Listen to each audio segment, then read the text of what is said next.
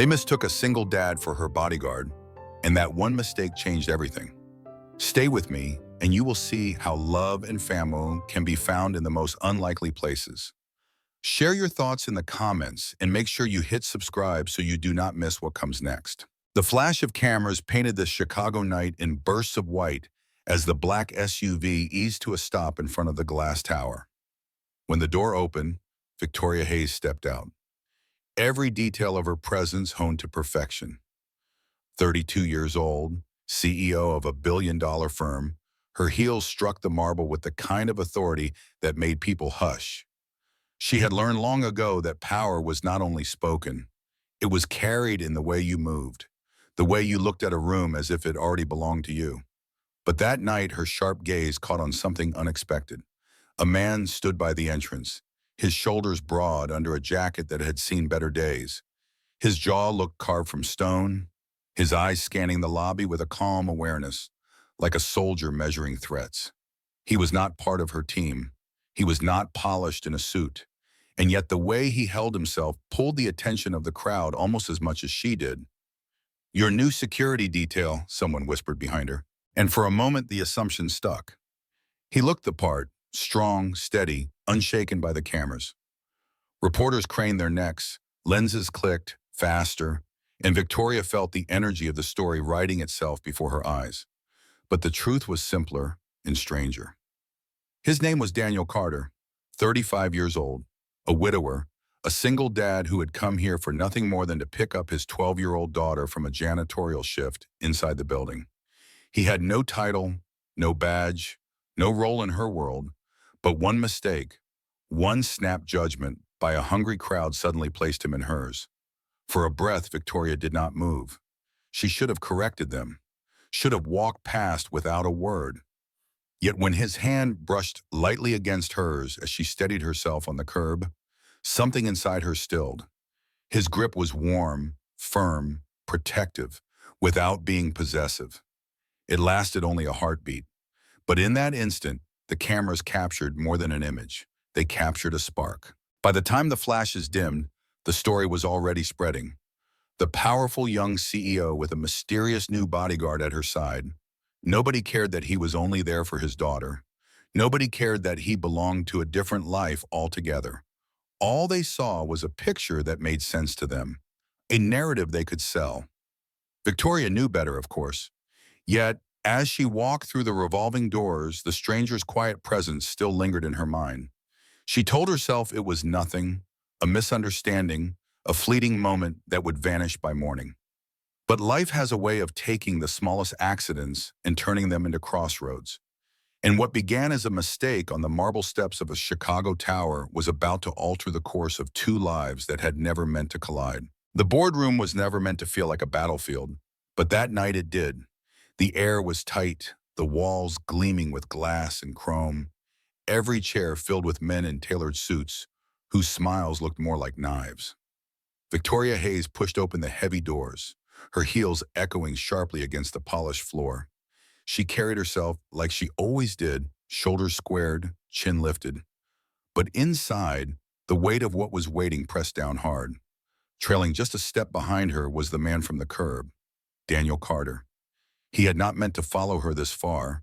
In truth, he had been caught in the swell of flashing cameras, then swept inside the tower by mistake, his quiet refusal drowned by the chaos.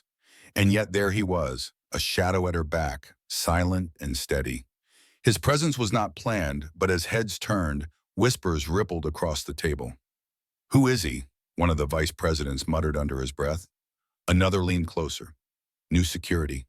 Victoria did not answer. She could not because, truthfully, she did not know herself why she had not corrected them.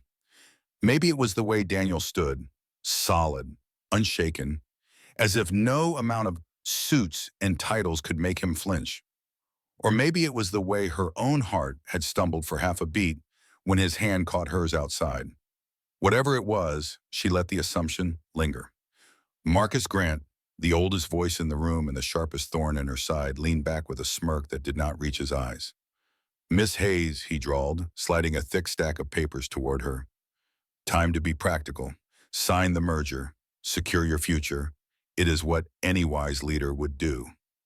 Victoria's gaze flicked to the contracts, the words blurring with the pressure building at her temples. She knew what this meant.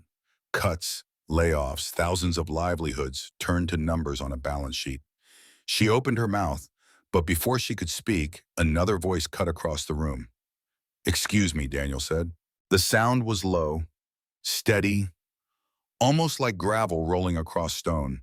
Heads snapped toward him, every pen freezing mid-scribble. Victoria's breath caught. He should not have spoken.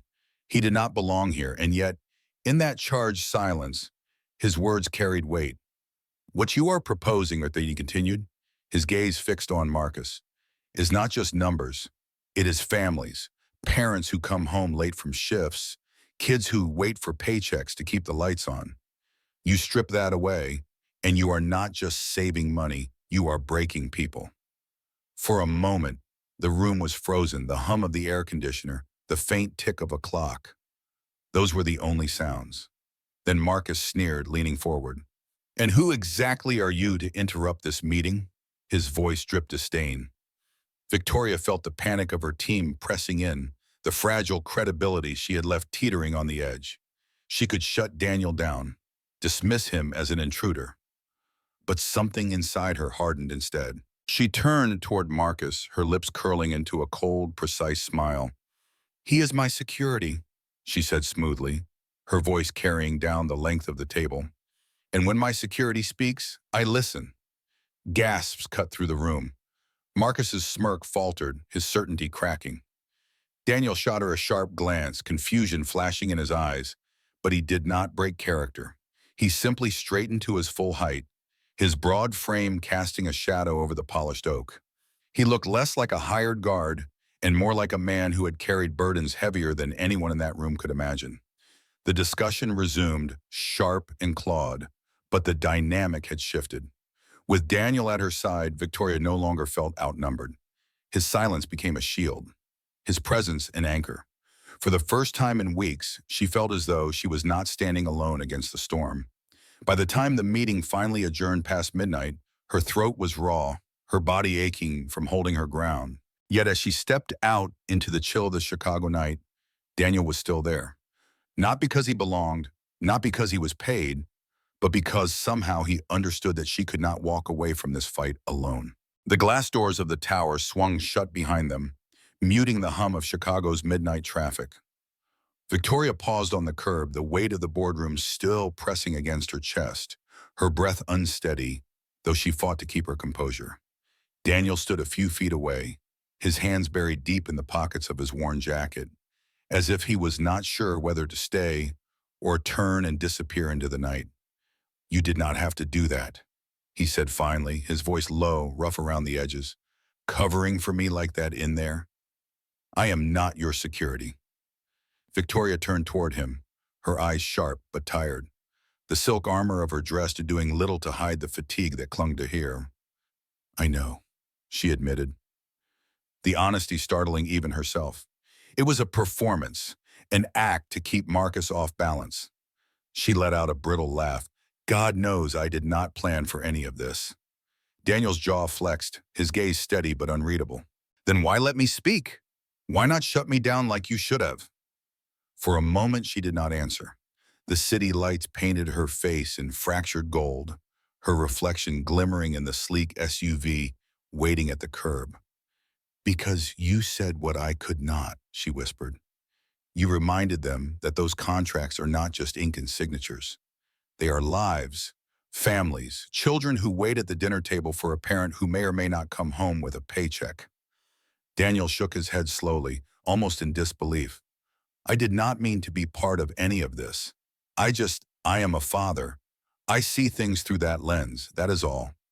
But Victoria studied him in silence, her mind replaying the steady conviction in his voice, the way the room had quieted when he spoke. It was not arrogance, and it was not showmanship. It was something rarer. Truth spoken without agenda in a world where every word was sharpened for leverage. His had landed like a weight too real to ignore. "You think you are just an ordinary man," she said softly, her gaze unwavering. "But tonight you gave me something no one else in that room could. You gave me a reason not to fold." Daniel shifted uncomfortably as though the praise did not sit right on his shoulders. I did not do it for you, he said finally. I did it because I could not stand there and watch people's lives get treated like spare change. If my daughter ever faced a world like that, I would want someone to fight for her. The words lodged deep inside her, a sting of recognition sparking in her chest. She had built her empire on fire and steel, learning to mask vulnerability, to never lean on anyone. Yet here was a man who had no stake in her battles, no profit to gain, and still he had chosen to stand. Her driver opened the car door, waiting. Victoria hesitated, one hand resting on the frame, the other tightening around the strap of her bag. She looked back once more at Daniel, at the quiet resilience written into his posture, at the way he seemed to carry burdens without complaint. Walk me to the car, she said softly. He blinked, surprised. But after a pause, he obeyed. His steps were unhurried, protective without being possessive. The kind of presence that asked for nothing, yet offered something she had not felt in years. Steadiness. As the door closed and the city lights blurred past the tinted glass, Victoria pressed her forehead against the cool window. Her pulse still raced, but beneath the storm of fear and fury, a single thought flickered.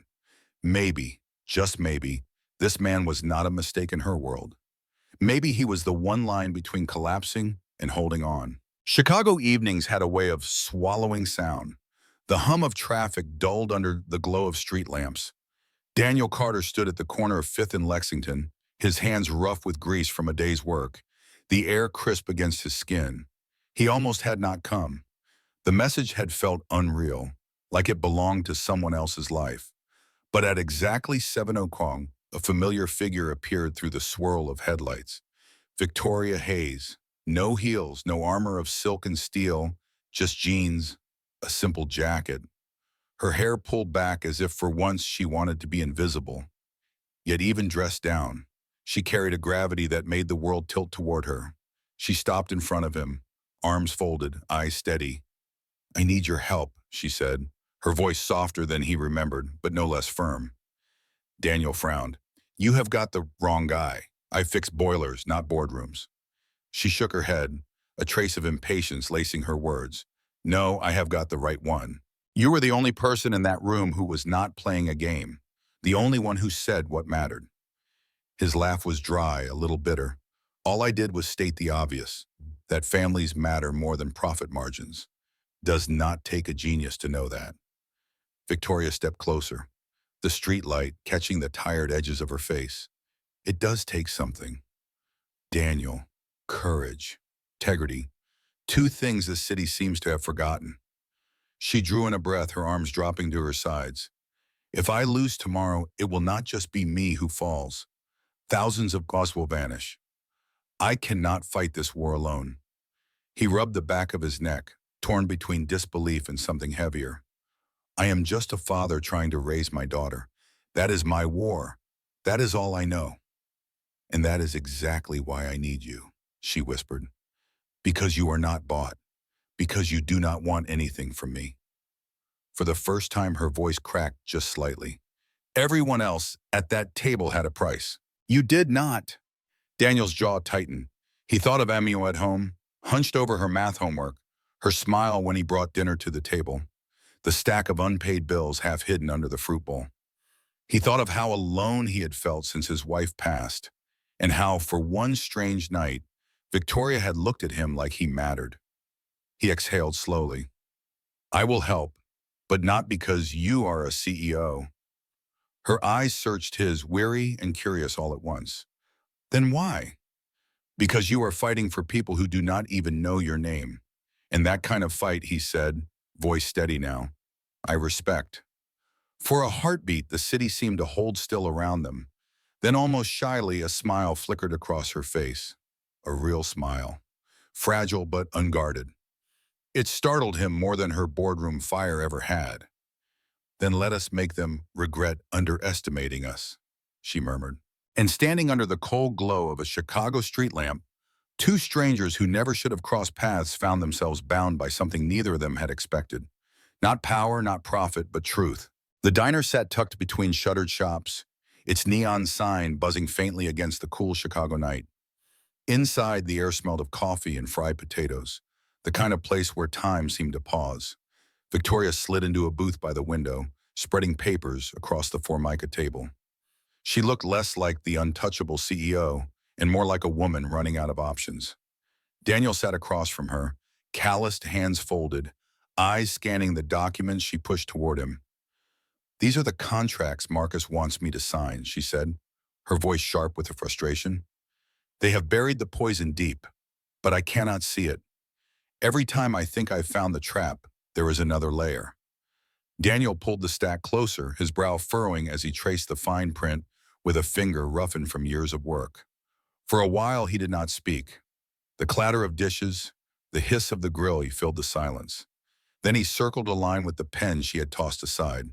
"Here," he muttered. "This clause, it looks harmless.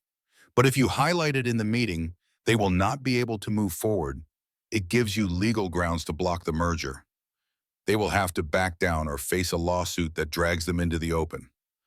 Victoria blinked, caught between disbelief and relief. "How do you even know that?"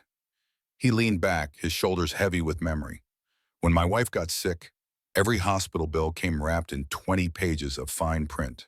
If I missed a line, if I misunderstood a clause, it meant thousands more in debt. I learned to read every word because no one else was going to protect us." His voice was steady, but his eyes carried a shadow that made the words heavier. For the first time, Victoria saw beyond the rough jacket and quiet presence. She saw a man who had carried grief like a weight across his shoulders, who had survived not by choice but by necessity. Not a bodyguard, not a bystander, a father, a widower. Someone who understood what it meant to be cornered by a system designed to break you. Her throat tightened, the pages on the table suddenly blurring. "I am sorry," she whispered before she could stop herself. But Daniel shook his head, a small, almost tired smile tugging at his mouth. "Do not be. I am not asking for pity. Just do not let them destroy more families. You have the power I never did."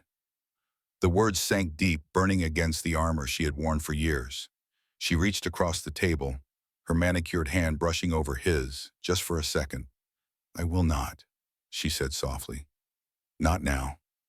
Not after this." Outside, the city roared, taxis flashing past, the skyline glittering like steel against the dark. Inside that little diner, the noise fell away.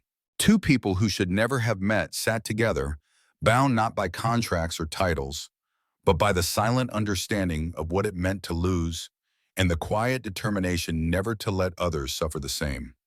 Tomorrow, everything would change. But tonight, they had found a fragile alliance in the smallest corner of Chicago. The morning broke gray over Chicago, the kind of sky that pressed low on the city and made everything feel heavier. Inside the 24th floor boardroom, the air was tight with the cologne and quiet ambition. Reporters waited behind tinted glass, pens poised, cameras ready to capture a downfall. At the long, polished table, Marcus Grant sat with the confidence of a man convinced he had already won. Victoria Hayes entered with her chin high, every step echoing like a drumbeat against marble floors. She looked composed, but Daniel could see the tension in the line of her shoulders.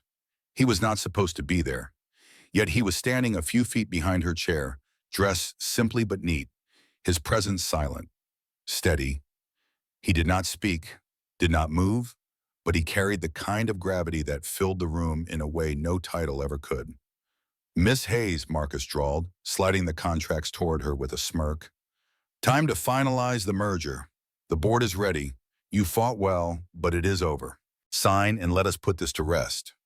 Every eye turned toward her, waiting for a crack in her facade.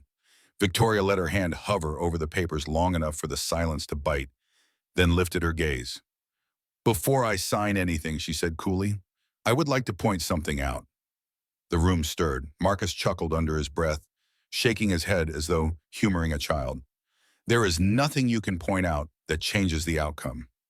"That is where you are wrong." Her voice cut sharply through the air as she flipped to a buried section of the contract. The very clause Daniel had circled the night before. She read it aloud, her tone deliberate, steady. "This provision, hidden deep in your fine print, places the company in direct violation of federal labor protections. If this deal proceeds, it does not just collapse. It exposes every one of you to litigation. The effect was immediate. Gasps echoed down the table. Executives shifted in their seats, murmurs rising like a storm. One woman at the far end leaned forward, her voice urgent. She is right. If this leaks, we are finished. Marcus's smirk faltered, his color draining. That is a scare tactic, he snapped. She is bluffing. But the room knew better. The press cameras caught the flicker of panic across faces once smug. What had seemed inevitable now trembled. Victoria leaned forward, her gaze locked on Marcus. You gambled on me folding. You bet on greed winning the day. But unlike you, I have no intention of signing away lives for profit. Behind her, Daniel remained silent, but she could feel his presence like armor across her back. The strength in his stillness bled into her voice, into her conviction. For weeks, she had stood alone, her resolve chipped away by wolves in suits. But with him beside her, even without a word, the balance shifted. The meeting dragged on, claws bared, Marcus snapping and scheming. But the tide was already turning. Doubt rippled through the board. Confidence spread from Victoria like wildfire, fueled by the unspoken support of the man who should not have been there at all. And for the first time, Marcus Grant looked less like a king at his throne and more like a man watching his empire slip through his fingers. By the time the gavel finally struck, the room was no longer his. Victoria had stood her ground, and the board knew it. And as she stepped out into the blinding flash of cameras once more, Daniel's shadow fell quietly beside her. Not as her guard, not as her ally in name, but as the unyielding presence that reminded her she was never as alone as she thought. By dawn the next day, the storm was no longer confined to the boardroom. It spilled into headlines across television screens and into the endless scroll of phones. Chicago buzzed with scandal. Monroe CEO under fire. Who is the mystery bodyguard beside Victoria Hayes? Every photograph was the same. Her walking out of the tower. Daniel a step behind, steady, protective. The press painted it as reckless. The board painted it as a weakness. And Marcus Grant, sensing blood in the water, seized the moment. By noon, a special session was called. No allies, no warning, just a room designed to break her. When Victoria entered, Marcus was already at the head of the table, his grin venomous. You have embarrassed this company, he declared, his voice booming. You have allowed outsiders into confidential discussions. You have undermined credibility. Effective immediately, I move for your resignation. Whispers stirred, the weight of accusation pressing hard against her ribs. She could feel the trap tightening, her position cornered. But before she could speak, a low, steady voice cut across the room. Effective immediately what? Gasps rippled through the chamber. Daniel stood at the back, broad-shouldered, unyielding. Security had tried to keep him out, but somehow he was there, defiant in his simplicity. Marcus sneered. Ah, the bodyguard. Come to save your boss. Daniel's jaw flexed, but his tone was calm. Even I am not her bodyguard, and she is not just my boss. He stepped forward, his eyes sweeping the table. I am a father, a worker, a man who knows what it means when people like you gamble with families' futures. The room stilled. His words rang out, cutting sharper than Marcus' accusations. Executives who had looked away before now lifted their eyes, caught by the weight of his tone.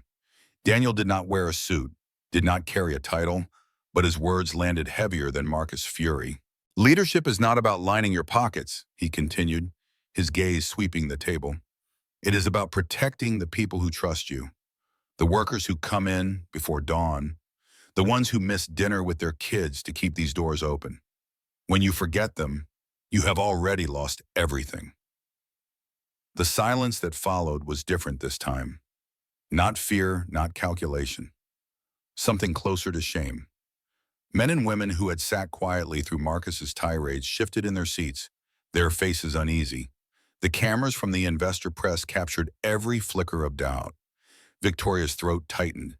This was the moment where she should have stopped him, should have cut him loose before Marcus twisted the knife further.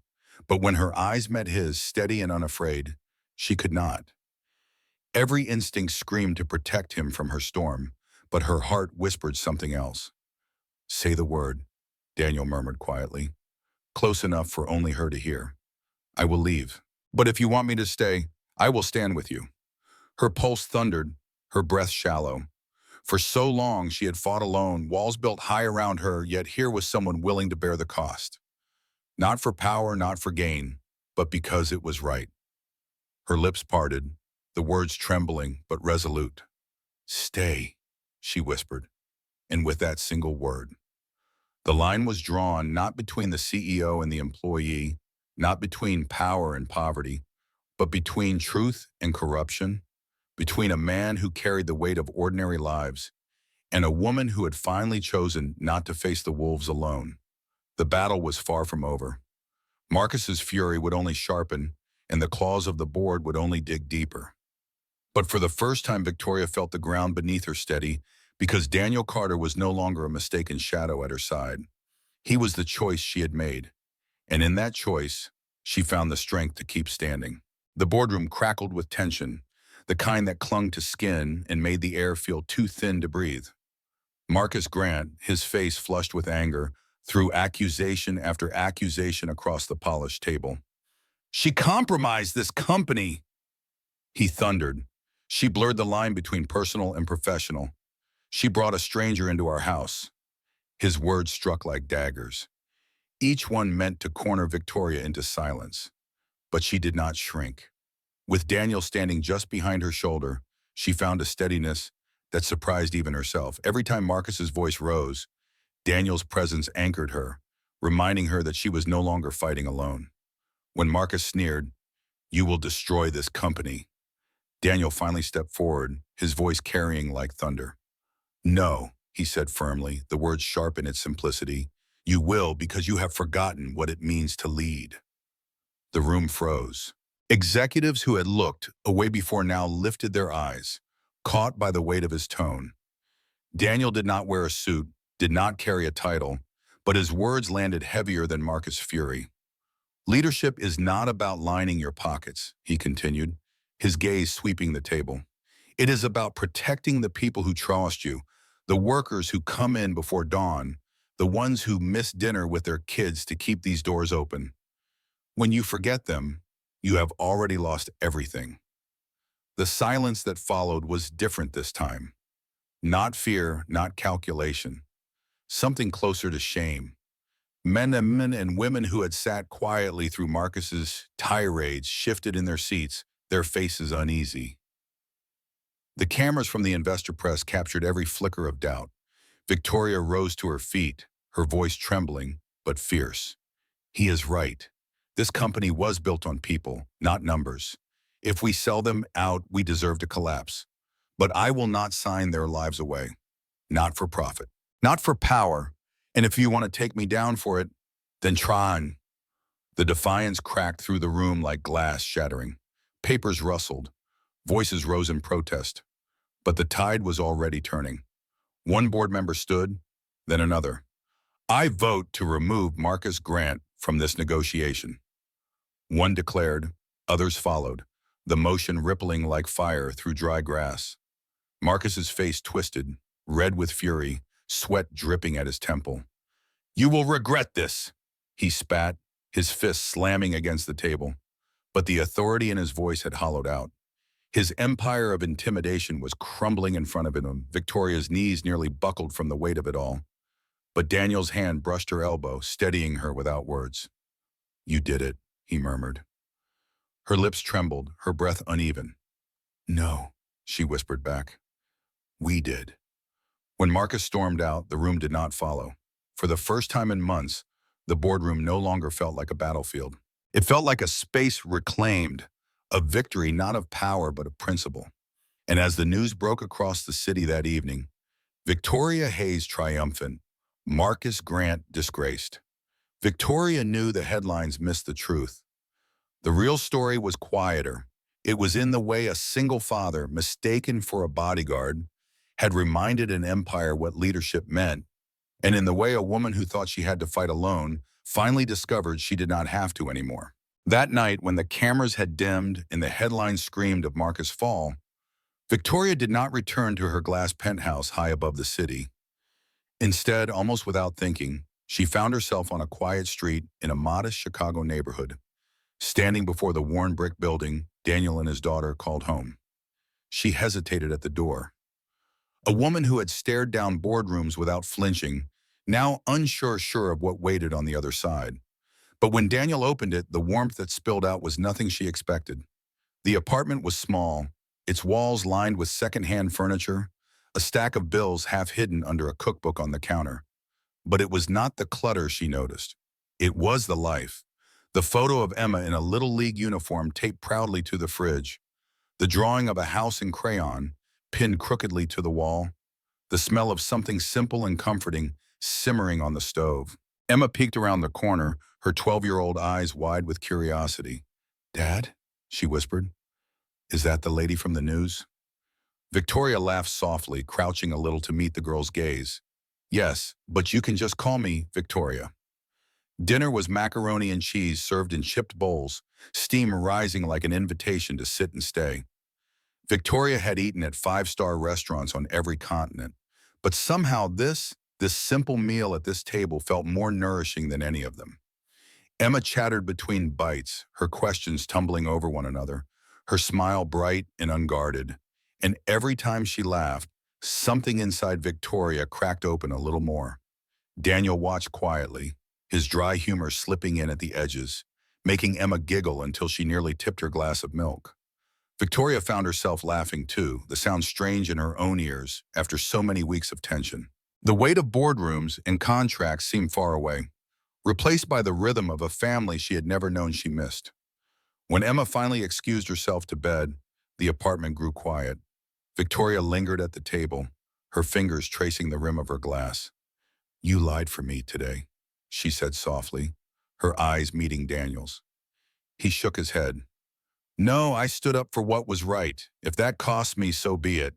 Jobs come and go, but if my daughter learns that money matters more than people, then I have failed her." The words struck deeper than she expected, peeling away the armor she wore so carefully. She had spent years defining strength as power, as control. But here, in this small apartment with macaroni cooling on the table, she saw another kind of strength, one born from sacrifice, from love, from refusing to let hardship harden the heart.